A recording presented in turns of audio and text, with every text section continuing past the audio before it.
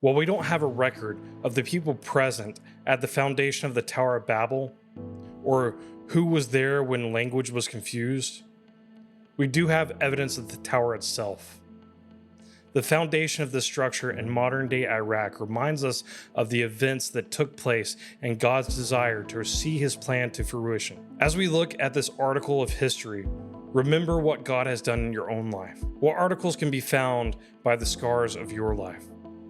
Times God was disciplining you, or the people God placed around you in the time you needed him to do so, or the times God was present with you with unexplainable events that prove he is there and present with you. Ziggurats were ancient structures dedicated to worship, large pyramid structures with a temple on top for sacrifice and the residence of the priest for the religion of the local people. It would have been thought that high elevation brought one closer to their God in a literal sense.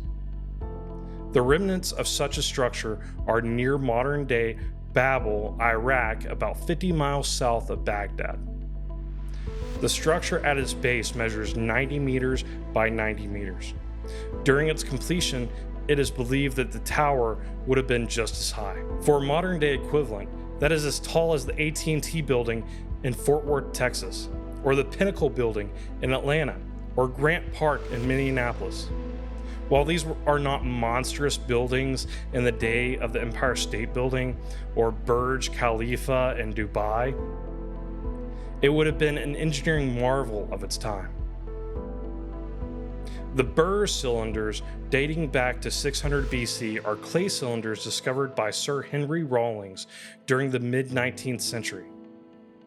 Their inscription reads, "I am Nebuchadnezzar, king of Babylon. My great Lord has established me in strength and has urged me to repair his building. The Tower of Babylon I have made and finished. The Tower of Bosheba had been built by a former king. He had completed 42 cubits, but he did not finish its head. From the lapse of time, it had become ruined. The rain and wet had penetrated into the brickwork. The casing of burnt brick had bulged out. Merodach, my great lord, inclined my heart to repair the building. I did not change its site, nor did I destroy its foundation platform. But in a fortunate month and upon an auspicious day, I undertook the rebuilding. I set my hands to build it up and finish its summit. As it had been in ancient times, so I build up its structure." Later, a contemporary of Sir Rawlings, Julius Opert, translated the following lines from the same cylinders. "The most ancient monument of Babylon. I built and finished it. A former king built it, they reckon 42 years ago. But he did not complete its head. Since a remote time, people had abandoned it, without order expressing their words. Alexander the Great later had the tower totally deconstructed in order to rebuild the site, but was unable to complete the task before his death. The archaeological evidence does seem to support the biblical narrative. And if this was the only site or evidence we had for the historical reliability for Scripture, we may not be able to determine this reliability. However, this is simply the first of many archaeological sites that support a biblical narrative. I hope that this evidence can bolster your faith as it has mine. Please continue to follow along with me as we review and learn about the evidences for the biblical narrative together.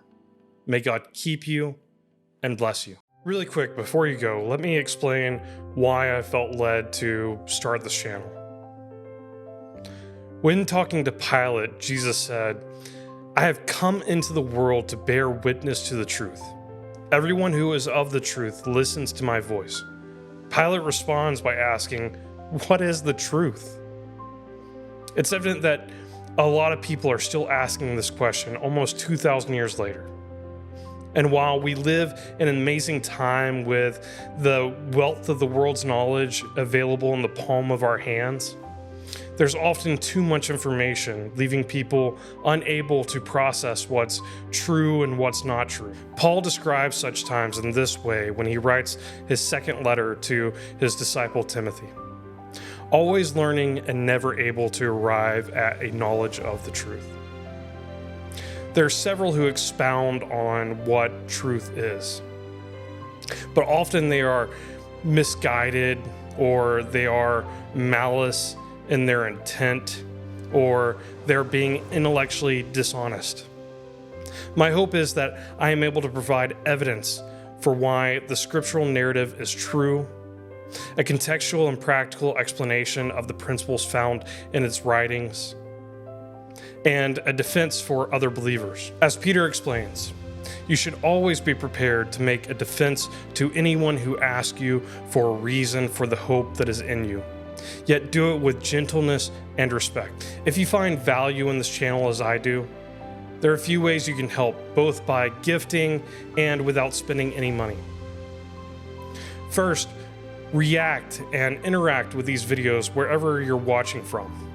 This greatly helps the channel be seen by others and new people. Next, please share this content with others you feel may benefit from the information found here.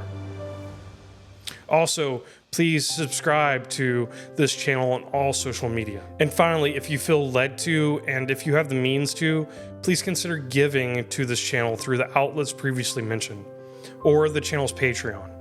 All these links are going to be in the video description. Thank you for watching, and may God keep you and bless you.